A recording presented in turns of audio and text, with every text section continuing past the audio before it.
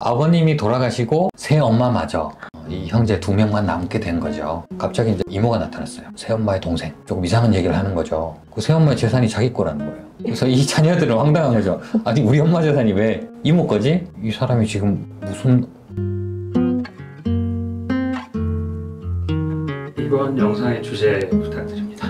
네, 오늘 영상은 재혼 가정에서 일어나는 상속 문제에 대해서 한번 다뤄볼까 하는데요. 재혼 가정에서 상속을 제대로 받기 위해서는 어떤 부분을 주의해야 되는지 거기에 대해서 한번 중점적으로 얘기해 볼까 합니다.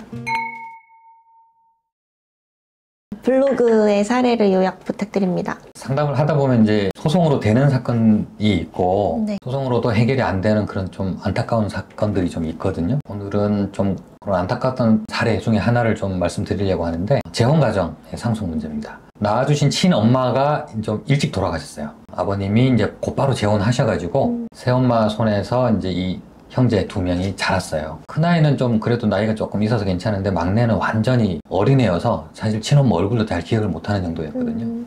다행히 이제 새엄마와 관계가 좋아서 친엄마, 친자식처럼 그런 관계를 유지하면서 이제 계속 살았죠. 남들 보기에도 아주 화목한 가정이었고 서로 엄마와 자녀들 관계도 아주 돈독했어요. 그런데 이제 큰아이가 이제 성인이 되고 둘째 아이는 아직 미성년자고 그런 상황인데 아버님이 또 이제 갑자기 돌아가시게 되었고 갑자기 이제 가정에 혼란이 왔죠. 아버님이 돌아가시고 새엄마와 자녀들이 잘 이렇게 화목하게 살다가 새엄마마저 갑자기 이제 돌아가시게 되었어요.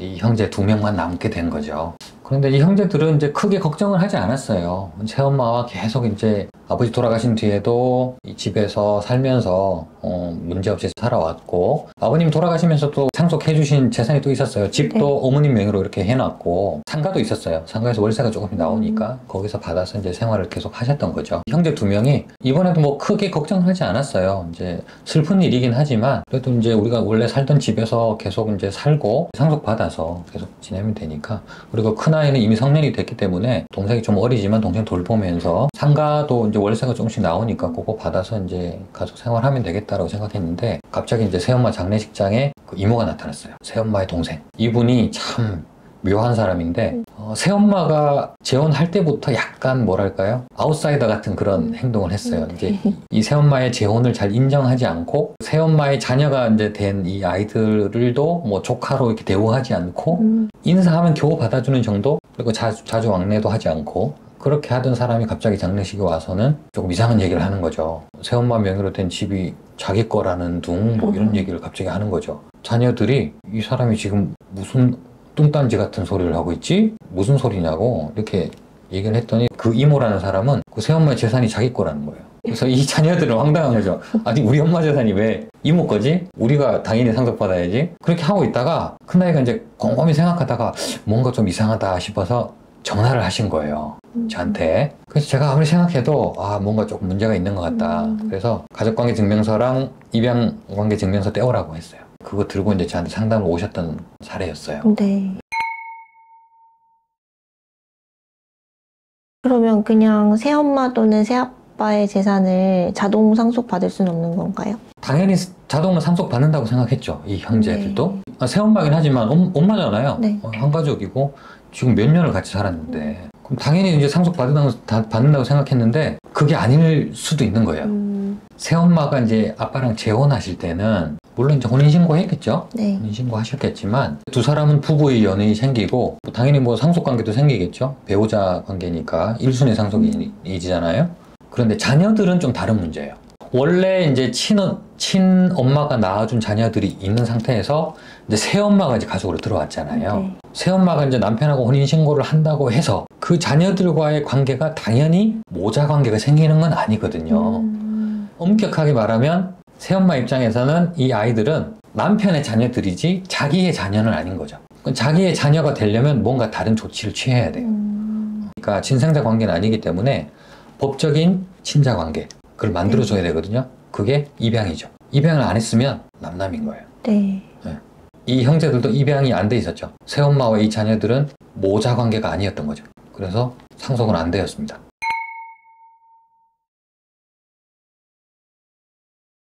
상담할 때 가족관계증명서랑 입양관계증명서를 발급받아 오라고 하셨는데 입양관계증명서는 왜 필요한 거예요?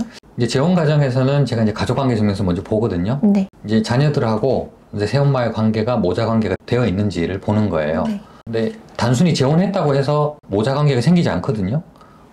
1차적으로는 가족관계 증명서에 보면 가족관계가 생겼으면 자녀들의 가족관계 증명서든 새엄마의 가족관계 증명서든 모자 관계가 나타납니다. 새엄마의 이름 밑에 자녀들 들어와 있죠. 근데 이제 그걸로 조금 불확실하니까 입양관계 증명서를 갖고 오라고 한 건 입양 사실이 거기 나오거든요. 언제 입양을 했다. 그런 사실이 나오기 때문에 두 가지가 보면 입양했는지 안 했는지가 확실히 나오거든요. 네. 두 가지를 봤더니 친자 관계도 아니었고 입양 관계도 아니었던 거죠. 제가 그걸 보고 일단은 법정 상속인은 아니다. 상속 관계는 없다. 직계비속이면 1순위 상속인이잖아요. 그런데 직계비속 관계가 아니었던 거죠. 그래서 상속인이 아니다. 상속 권한이 없다라고 제가 말씀을 드렸어요.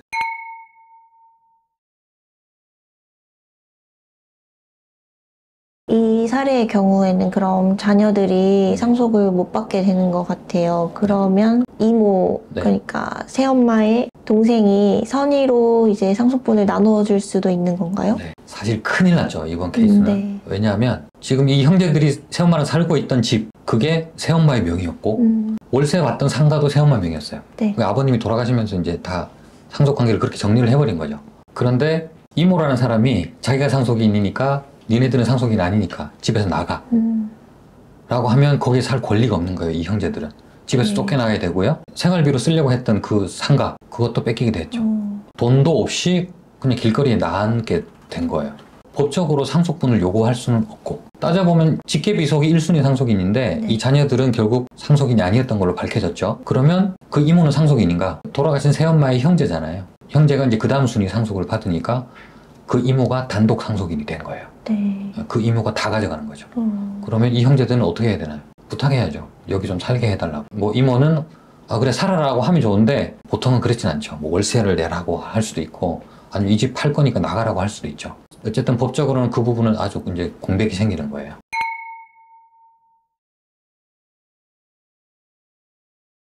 아까 직계비속이 아니어도 유언장이 있으면 된다고 하셨는데 그러면은 어떻게 하면 분쟁 없이 깔끔하게 해결할 수가 있을까요?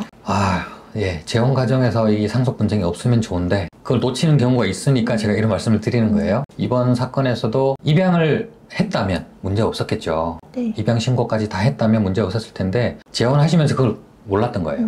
재혼하고 혼인신고하면 우리 다 가족이지 뭐라고 그냥 중요하지 않게 생각했던 그게 문제가 하나 있었어요. 그래서 재혼하실 때는 자녀들까지 다 고려해서 입양을 하시는 게 맞아요. 요새는 재혼 과정 입양 거의 다 하시거든요. 네.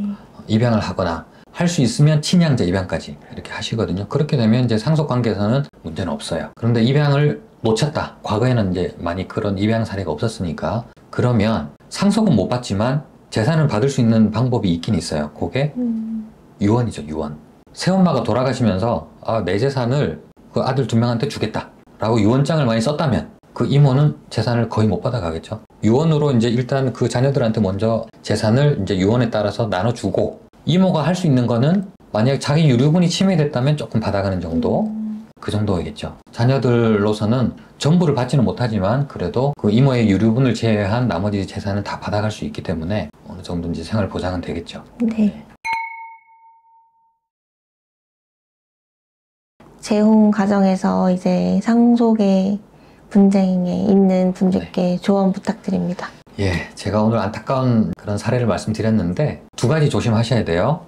입양이 되어 있는지 그걸 처음에 체크를 꼭 하셔야 되고요. 입양이 안 되어 있다면 꼭 유언장을 쓰셔야 됩니다. 그렇지 않으면 나머지 자녀분들이 또 피해를 볼 수가 있기 때문에 돌아가시기 전에 미리미리 그런 부분들을 유언장으로 정확하게 이렇게 정리를 해놓고 가셔야 나중에 이제 자손들이 피해를 보거나 이제 분쟁이 생기는 걸 방지할 수 있을 것 같습니다. 예, 오늘은 재혼 과정에서 상속을 위해서 좀 조심해야 될 것들에 대해서 간단히 한번 얘기를 나눠봤습니다. 다음엔 더 좋은 주제로 다시 찾아뵙겠습니다. 감사합니다.